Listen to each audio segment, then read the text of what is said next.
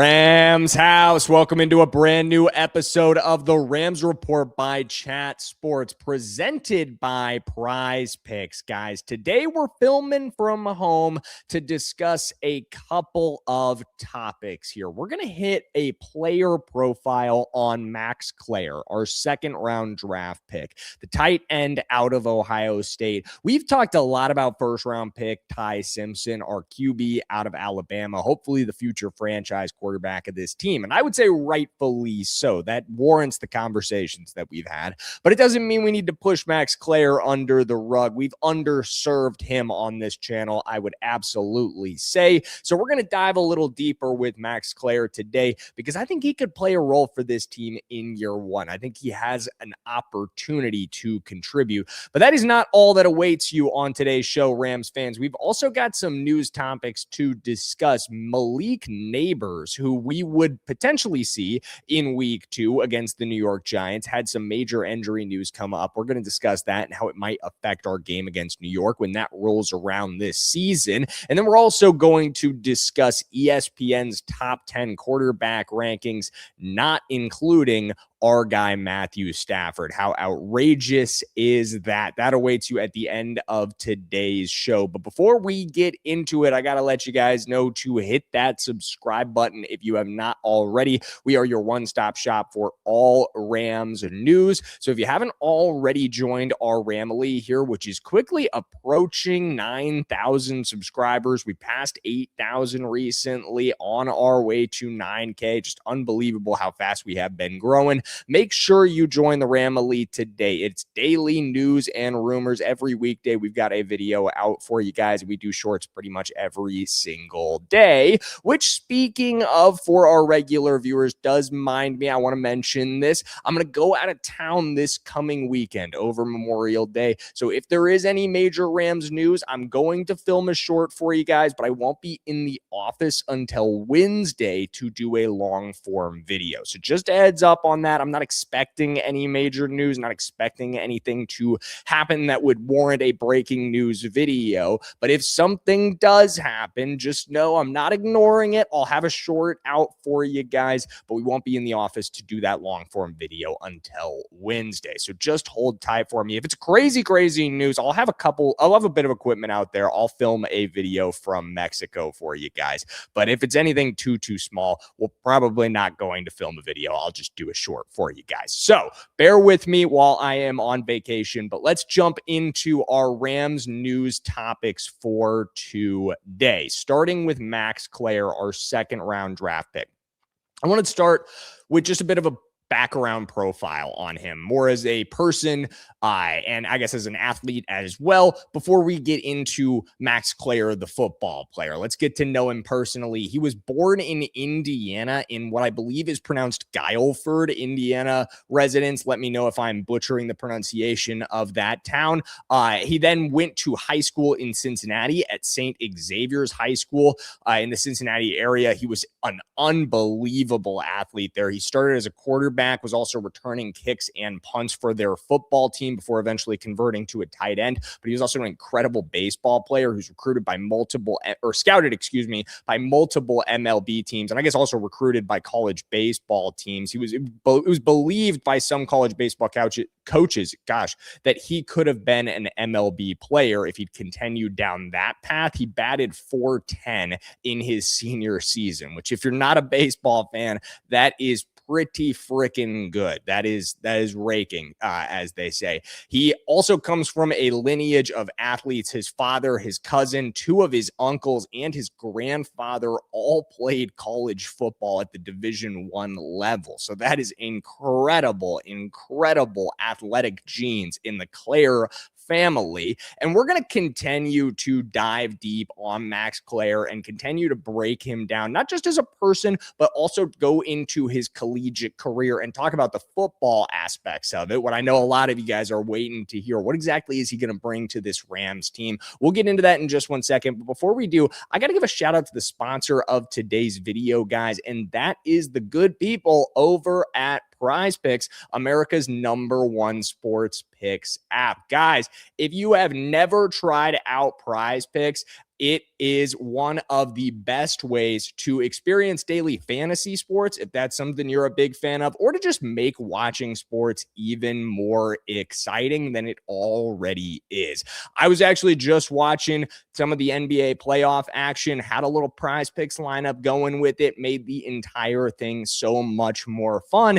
And you know what's awesome, guys? I didn't even have to put together my own lineup because I just tailed one of my friends. I was using their social feeds feature. I follow a lot of my friends on there. You guys can actually follow me as well. My username is Jackson Durham, and you can see all the latest lineups I've been putting together. But I was able to just quickly copy and tail my friend's lineup, get after his picks. Unfortunately, that one didn't hit for me, but hopefully this season long pick projection that I've got going with their season long picks is going to, I'm going with the less on Fernando Mendoza. I'm going with the less on Jeremiah Love, and I'm going with the more on Jordan Tyson. So you guys can tail me on this lineup. You could fade me on this lineup. Whatever you do, just do it with our friends over at Prize Picks. And if you are a brand new user, make sure you use our promo code. Download the Prize Picks app today and use code HMA when you play your first $5 lineup to receive $50 in lineups. That's code HMA when you play your first $5 lineup to get an extra $50 in lineups with Prize Picks. The clickable link to download the app is in the comments and the description. As always, big thank you to Prize Picks for sponsoring today's video. Let's get back to our discussion of Max Klare, though, the tight end out of Ohio State by way of Purdue. But let's start with our discussion of his time at Purdue. So where we left off, we were discussing his high school days at St. Xavier in Cincinnati. He would leave St. Xavier as a 3-star recruit and commit to Purdue. When he started at Purdue, he didn't see a ton of action. Remember, he had converted to tight end late in his high school career, so he's still learning the position a little bit. Gets some run in his second year at Purdue, sees 5 games worth of action, catches 22 balls for a little over 200 yards, and then he really takes off in year 3. In his total time at Purdue, he would catch 73 balls, 881 yards, 4 touchdowns in 17 games. He then transfers to Ohio State, one of the top transfers in the portal last season, catches 43 passes for 443 yards and 2 touchdowns in a very loaded Buckeye offense that obviously featured first-round draft pick Carnell Tate, but also features maybe the best player in all of college football last season and also going into this season and arguably the year before that as well, Jeremiah Smith, the wide receiver. Those two guys commanded a ton of volume. So it's really impressive that he was able to get what he was able to get. And he was efficient with the work that he got at Ohio State. So again, not monumental production from him at Ohio State, just 43 catches for 443 yards, 2 touchdowns. But you look at the total college career across 33 games, 116 catches for 1,300 yards and 6 touchdowns. Just talking about the player himself, where he really thrives is as a receiver. Obviously, you hear that in the stats, but he is your modern Y tight end. Think Mark Andrews here. Think Dalton Kincaid, someone who wins over the seam. If you're familiar with the Ravens' long-term star tight end and former Oklahoma Sooner, Boomer Sooner, Mark Andrews has been a stud for them in the league for a very long time. Slid in the draft a little bit, ended up being a fantastic pick paired alongside Lamar Jackson. Those guys came into the league together. I think Max Klare's trajectory, if he hits his ceiling, is similar to Mark Andrews or even to a Dalton Kincaid, who hasn't produced quite at the level of Mark Andrews just yet, but feels capable of it for the Buffalo Bills. You see his ability to win over the middle. That's a lot of what Max Klare is going to bring to this offense as well. He's a fantastic mover. His route running is excellent. It's very veteran for a guy of his age, especially someone who converted to the tight end position in high school and only 33 games under his belt. You project a lot more potential growth there as well. He's a fighter after the catch. I love what he's able to do with the ball in his hands. He's got great awareness for how to pick apart zone defense, how to settle down in the right areas, find those soft spots in zone coverage, make himself very quarterback friendly. He's also incredibly versatile with alignments. You saw that usage at Purdue and Ohio State be very varied. Excuse me, that's a poor phrasing right there. But you saw him line up in a number of different ways. That's what I'm trying to say here. I'm not going to try to phrase it too smartly. He aligned in line, slot, and out wide. This dude can line up anywhere on the football field for you, even in the backfield technically as well. He's got some quarterback experience. And again, he shows up in the biggest moments. He has a great ability to win at the catch point and to win on big throws down the field to make those big plays. Where you worry about Max Klare at the end of the day is really just blocking. He's not a blocker. Like, that's probably never going to be his game. He just doesn't really have the frame to develop into being a phenomenal run blocker. But again, I think that's something where you can win with rotationally, with using different tight ends rotationally and having a strong offensive line to mitigate the fact that Max Klare just isn't a great run blocker. But again, coaching can get him to the point where he isn't a straight up liability, but it's never going to be something that he is like phenomenal at, most likely, just given his size and strength. But I would love to be proven wrong on that point. And then there is just a little bit of durability concern with him as well. He had an ankle injury in 2023 that could come up again. And just again, when you go back to the frame, you do worry about how that translates to an every down role at the NFL level.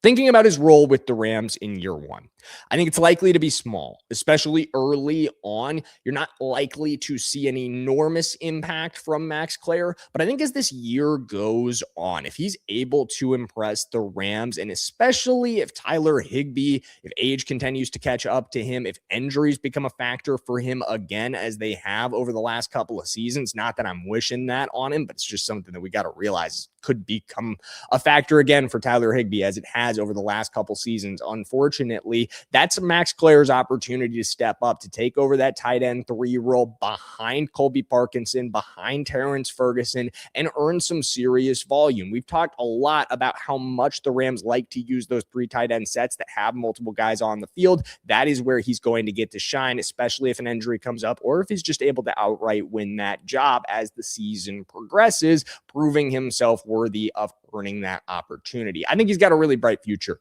with the Rams. We'll continue to talk about him as the offseason rolls on. Don't worry, my Max Klare fans. There'll be no shortage of Max Klare content on this channel as we progress. But let's, for now, turn the page and let's discuss Malik Neighbors. So this is an interesting news item that came across the desk today. John Harbaugh was speaking to New York media about Malik Neighbors. If you missed this, it was kind of on SportsCenter. You saw it around a little bit, so you may have seen it. But essentially, the long and the short of it, after a little bit of coach speak, was Neighbors, who's been dealing with a knee injury for a while, it seems that that knee injury is potentially more serious or more complex, maybe is the right word, than we had initially thought, than the Giants even had initially thought, or at the very least, Giants media had initially thought. So at this point, it's not really clear when Malik Neighbors, I almost said Max Klare again after talking about him for a little bit there, when Malik Neighbors will be available again for the New York Giants. And let me first say, that's a massive bummer just as a fan of football. Malik Neighbors is phenomenal. Obviously, I'm not a Giants fan. I don't think many of you guys are Giants fans either, but he is a fantastic football player. You watch that kid play, he is unbelievable. It is a bummer for football fans across the world that he is not going to suit up, or potentially not going to suit up early this season.